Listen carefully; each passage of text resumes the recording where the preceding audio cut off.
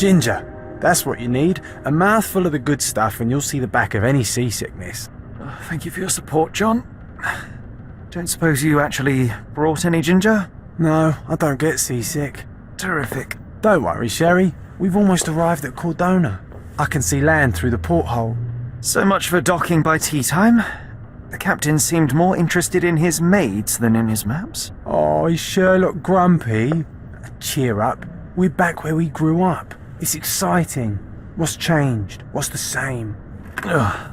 I'm starting to question whether the weeks-long journey was worth it. Travelling all this way, enduring this indignity simply to visit a grave.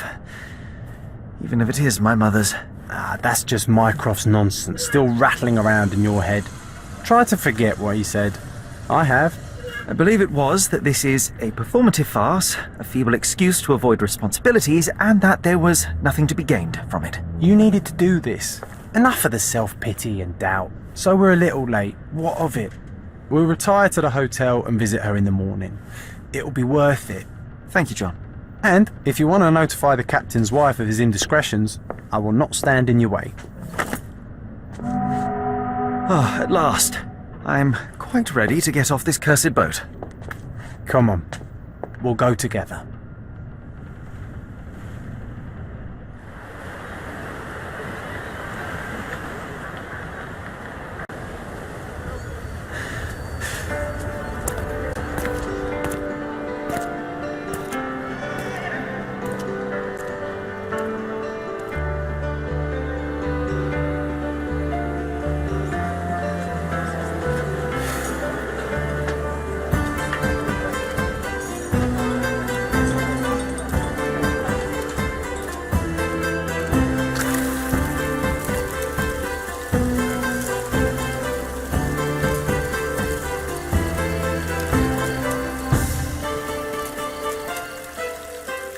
Hey, Sherry, come on, catch up.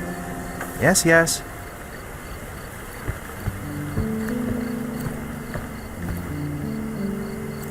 Sherlock, don't get lost in this huge garden. Follow the sound of my voice. Welcome to Il Palazzo de Lusso, sir.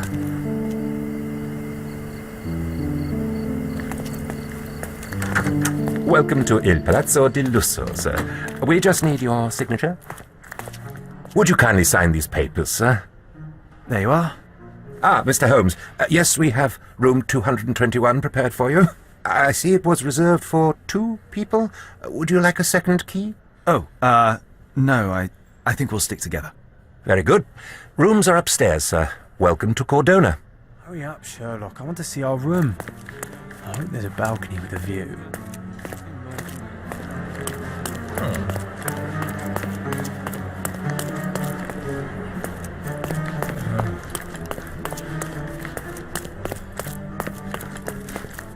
I apologise, sir, but your room is not yet ready. Perhaps, in the meantime, you would like to relax in the foyer? Tonight, the restaurant is offering a complimentary marlin ceviche to all our guests. Let's check what they have on offer.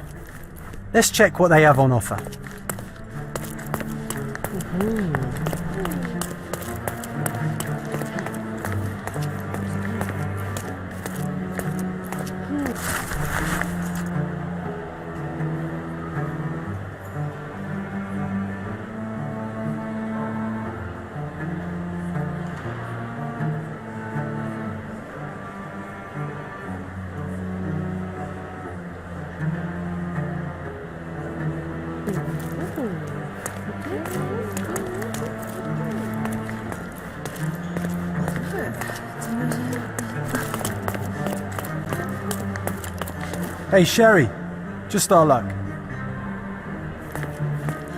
If seafood's not to your taste, everyone loves Benedict's batch. Our poached eggs with hollandaise sauce.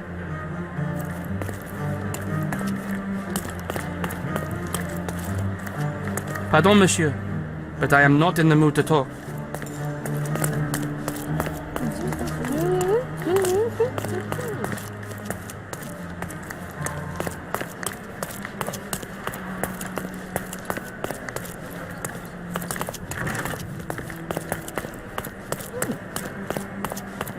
Hey, Sherry, just our luck. A medium, John. Haven't we been through this already? Come on, it's not like we've got anything better to do.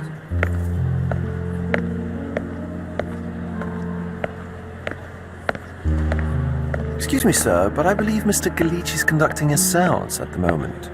Perhaps you'd care to have your portrait drawn while you wait? Why? Pardon me? Why should I sit for a portrait? Sir, it's art. It doesn't need a why.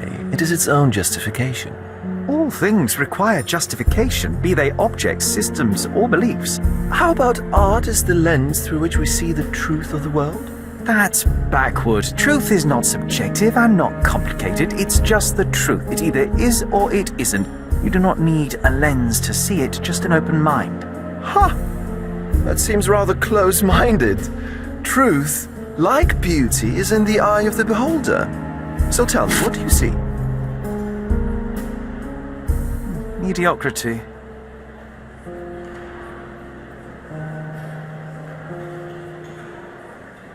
Come now, Sherry, what did he do to deserve that? The servant mentioned ceviche at the bar, Sherry. You should grab us some, and I'll find us a table. I'm starving.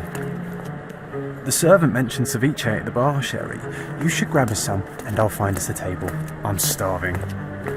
Okay, time to check if John found us a nice table for the evening. If seafood's not to your taste, everyone loves Benedict spatch. Our poached eggs with hollandaise sauce.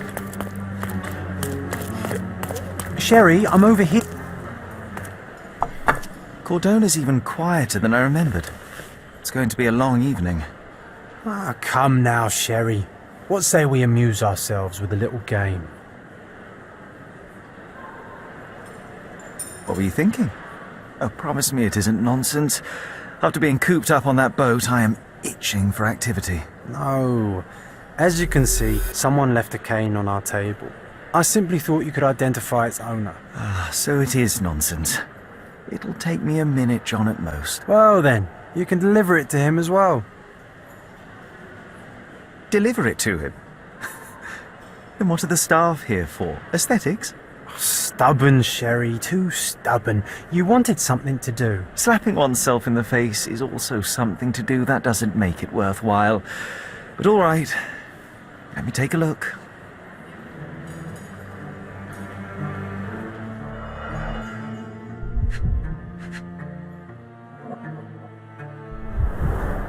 The hand grip is a head of a golden Javanese statue, probably stolen from a temple. The dents suggest it has been used as a bludgeon. A crest depicting a bulb of garlic in a meadow, perhaps the Fielding family or Meadows, or Craven, from the Old English name meaning garlic place. The cane is made of ebony, it's worn uncared for, and bears the scars of numerous hits. This cane is an expensive and ostentatious weapon. Its owner must be vain, volatile, and of noble English blood. Take it with you, Sherry. Let's return it to its owner. Alright, I hope you noted down your observations in your casebook. But how are you going to find this nobleman? The cane itself is not enough. I may have to ask other guests if they saw who was here.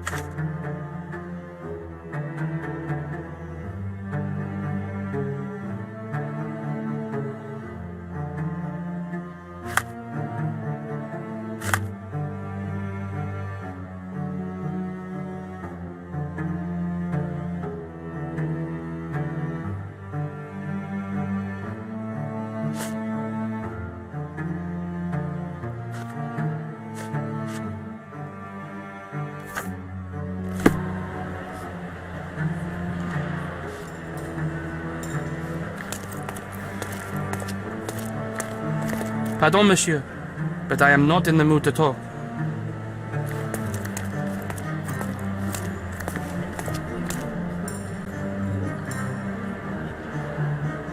Do you know anything about this? That's a question I can answer.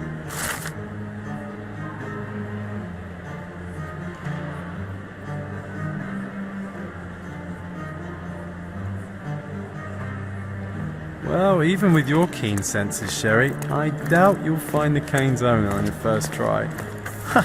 And would you be confident enough to bet on it, my friend?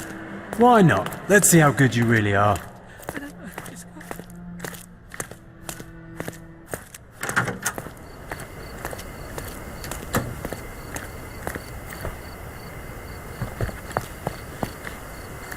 Not that one, huh?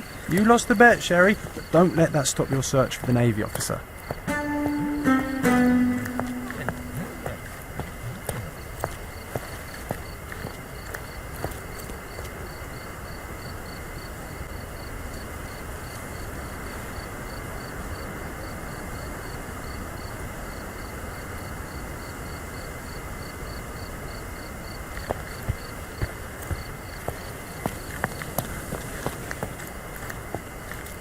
May I ask you something? I can't help you with that, sir.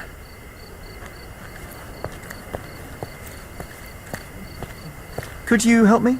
Excuse me? What? I'm not sure I know.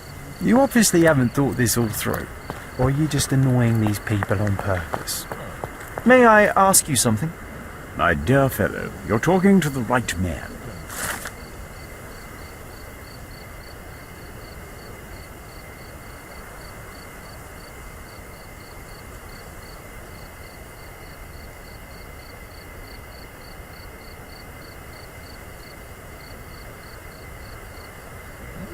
Hey, Sherry, don't we now have the perfect excuse to visit the seance? I'm just going to give the cane to its owner. You will not persuade me to take part in this show.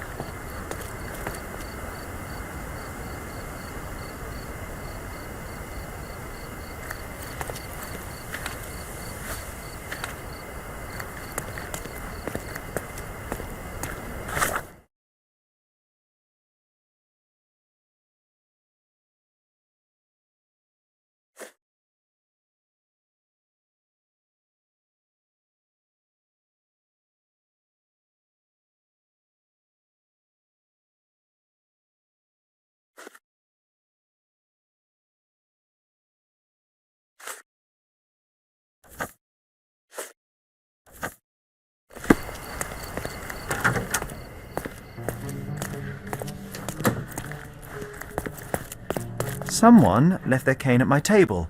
I suspect he will want it back. My apologies, sir, but I wouldn't know how to identify its owner. So the simplest option ended in failure. That's irritating. No, what is irritating is you trying to break the rules of my game, Sherry. Don't be so lazy.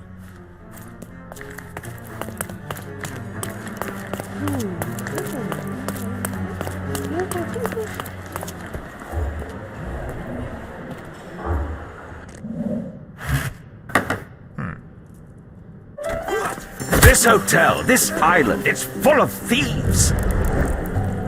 First my cane, now the diamond. Take your hands off me! Do you even know who I am?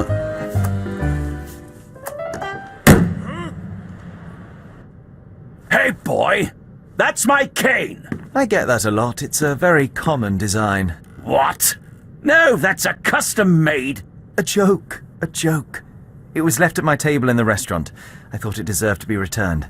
Well, I'll be... It is rare to encounter a straight-fingered true penny these days. What a gentleman. But I must ask, how did you know I was the rightful owner?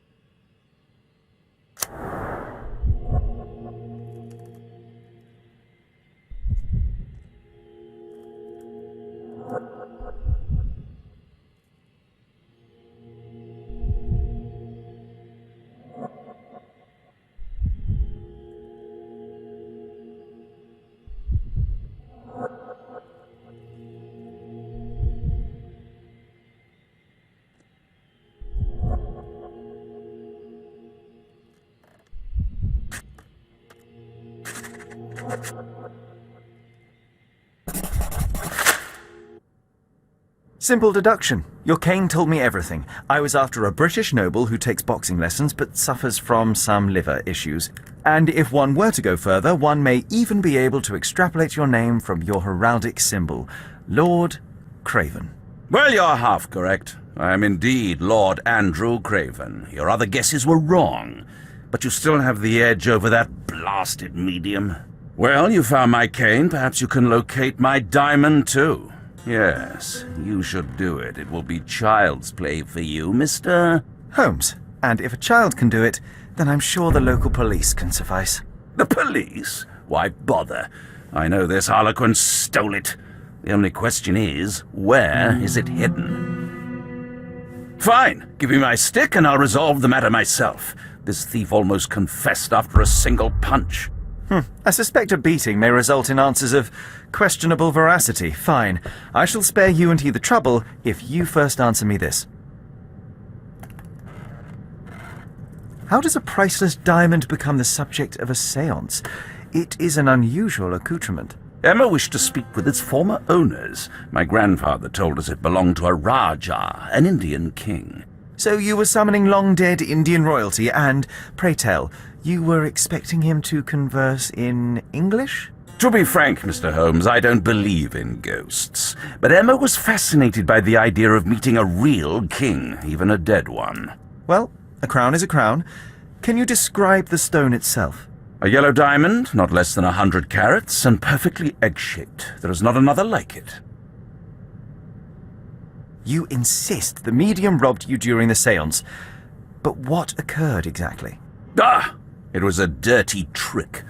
We were sitting here in the dark, chanting and holding hands, as expected. Then something began to appear from the medium, like a cloud or a bubble. The swindler called it ectoplasm. Ah, yes. Common in the spiritualist trade, and quite the spectacle. Indeed, perhaps too much. My beloved Emma screamed in horror, and I stood to defend her, attacking that cursed ghost. How brave. But my hand hit nothing. The medium jumped away from me, and Emma fainted. I lit the candle, and the diamond was gone. Stay here, and don't touch anything. I'm going to investigate further. Don't fret, I'll be keeping a close eye on this thief.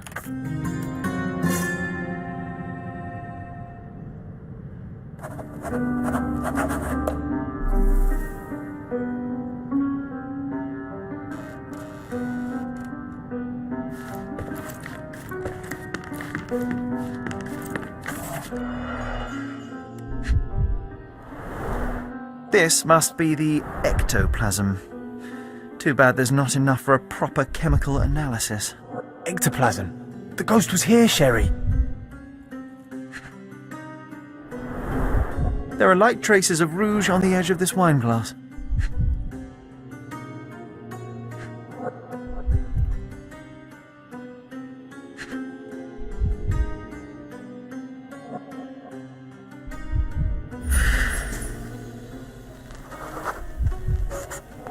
The diamond was placed on the table so that all participants could reach it.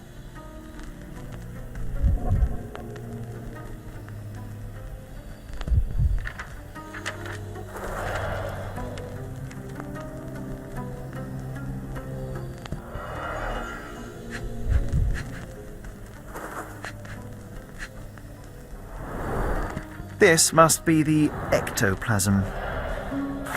Too bad there's not enough for a proper chemical analysis.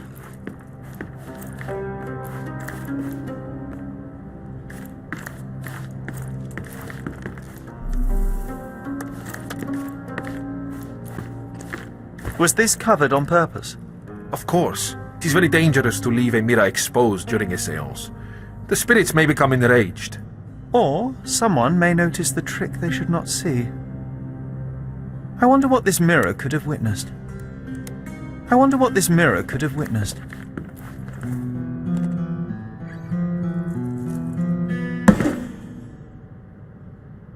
What happened here? I don't know. The ghost. I summoned it as usual, but then it all went wrong. The lady screamed and pointed at Lord Craven. And there was a shadow. Such a mystical force. It terrified the lady. And it must have taken the diamond. Who else could have? Do you feel the presence of any supernatural entities at the moment? Are you joking, sir? My nose is broken, this maniac wants to kill me, and you're asking about the spirits? I suppose this can wait. I will investigate, and the culprit will be identified. But this stubborn brute Lord Craven blames me right now. As if I could do something like that. Perhaps you can reason with him? Please?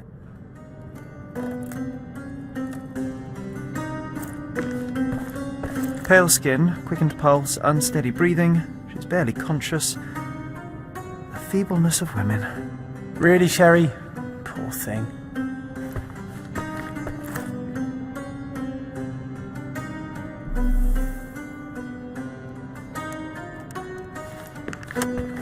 Find the stone, Mr. Holmes, and quickly.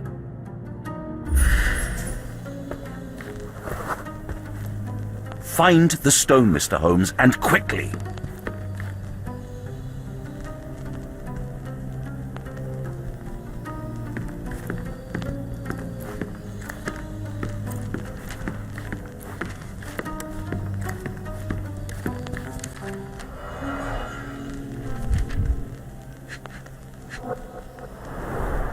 Half a glass of Balblair Scotch and the remains of a poor Laranaga cigar.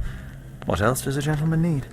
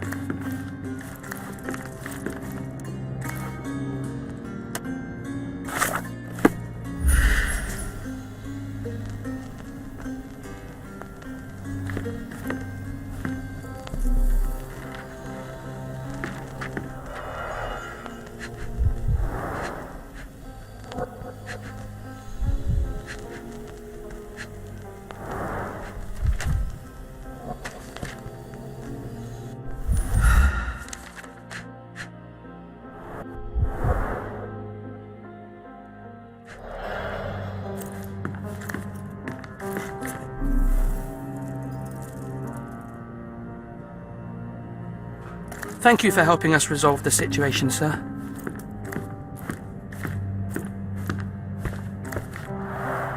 Quite a display for the tremulous visitor. How can you not love this stuff, Sherry? It adds so much atmosphere to the room.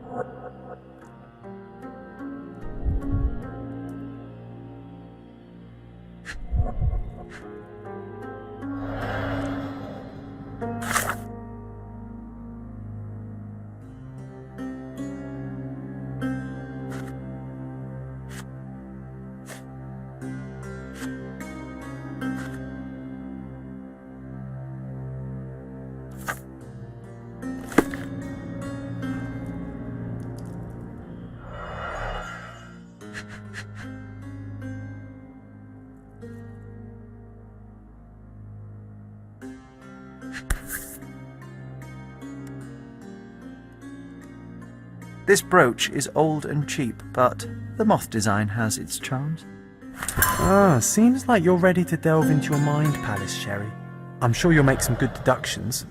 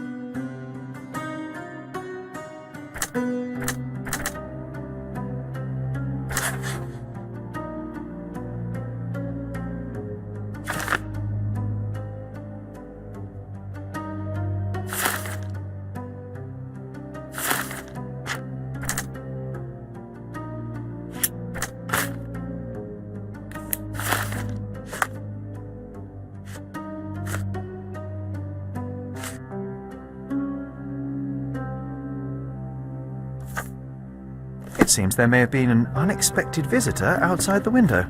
Ah, I hope it was the ghost of the Raja.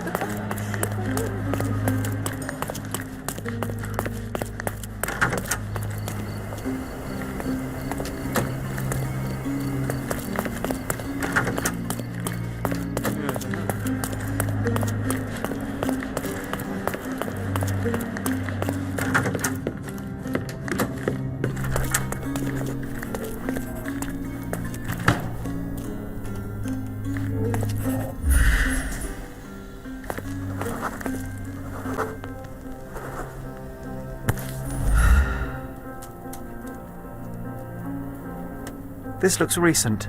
A shoe with a broken heel will surely leave scratches. All right, John.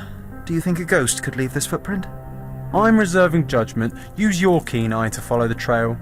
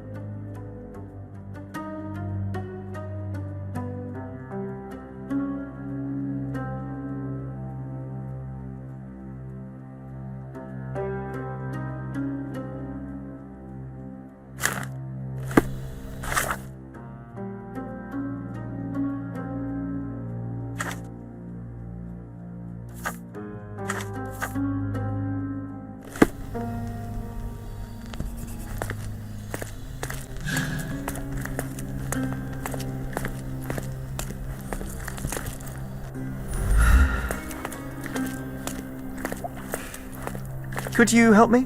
That's a question I can answer.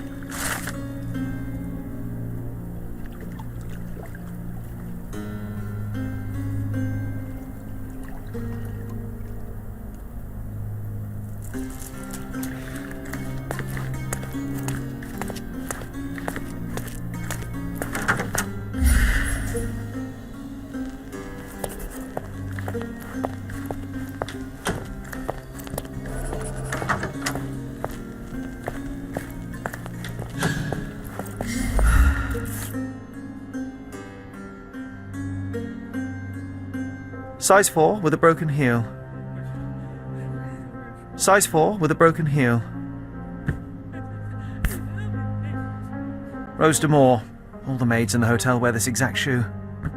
So, definitely not the ghost of a Raja? Unless... No, what a shame. Our witness was a nosy maid. Searching the entire hotel could be difficult. Perhaps the other maids can help us find her.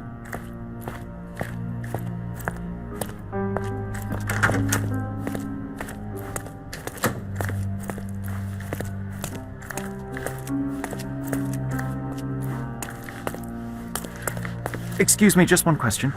Oh, yes. I can tell you everything, sir.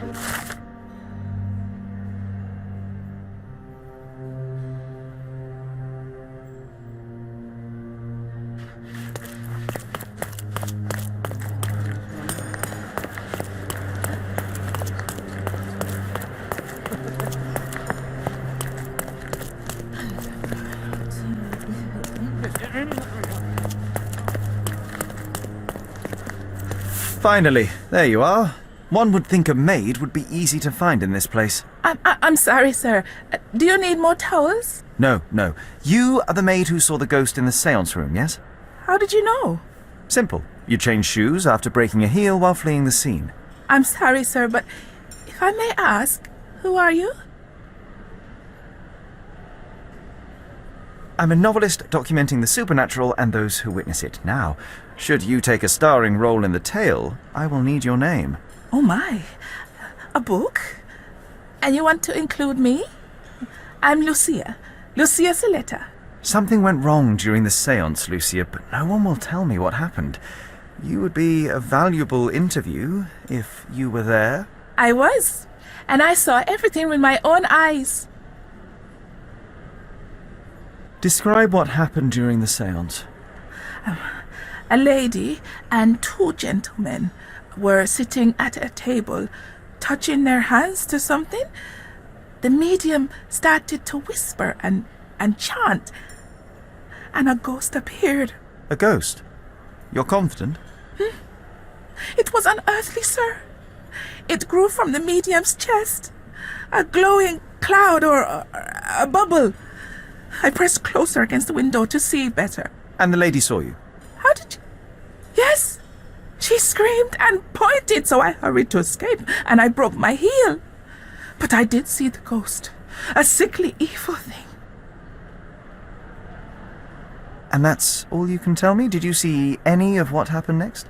The medium, Mr. Galici, he was doing something with the ghost. He grabbed at it like he was trying to catch it. And then I ran. I suppose I should be grateful you endured these horrors for such a long time. All right, I have your account memorized. Good day. You lied to the poor girl, Sherry. What a tease. She'll dream about being a character of that book. Surely a pleasant dream is better than no dream at all, John. Oh, let's get back to the crime scene. I always love seeing you explain simple things to simpletons.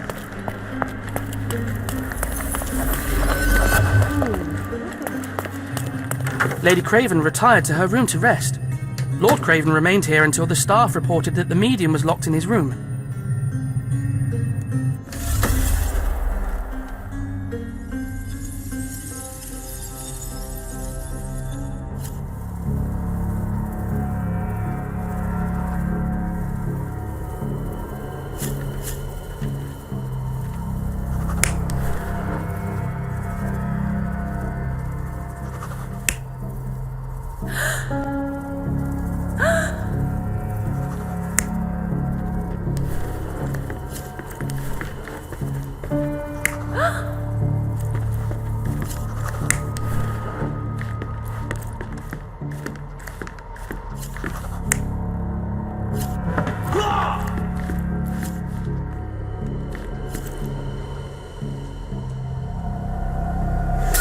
It all began when the lady screamed and pointed at the window.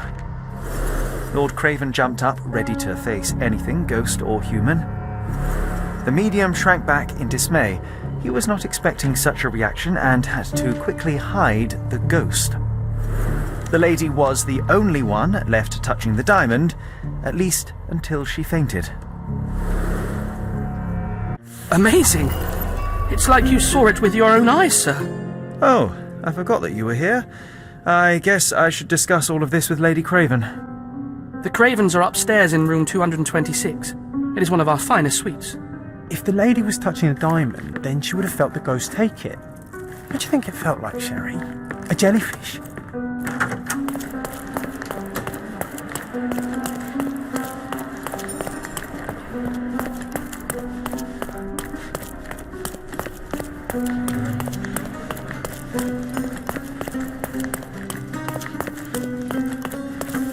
Lady Craven is not who she seemed. Can you satisfy my curiosity? Don't be angry, sir, but I truly don't know.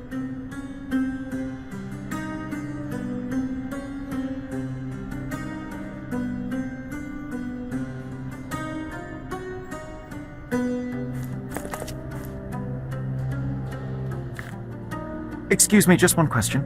Don't be angry, sir, but I truly don't know. Lady Craven is not who she seems. Remember her behaviour in the hall.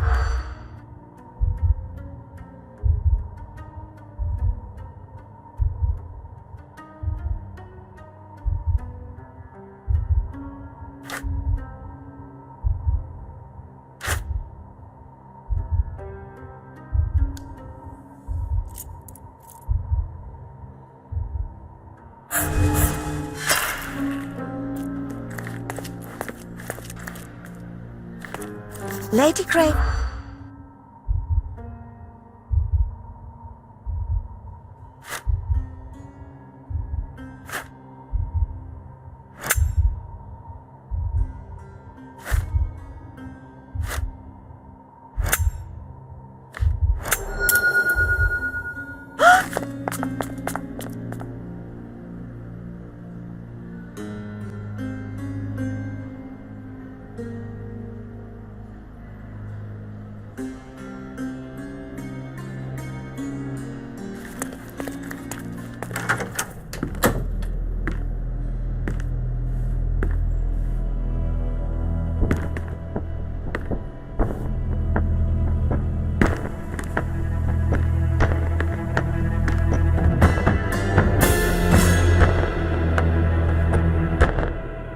You're here, at last. I didn't do that. I swear. I found her this way.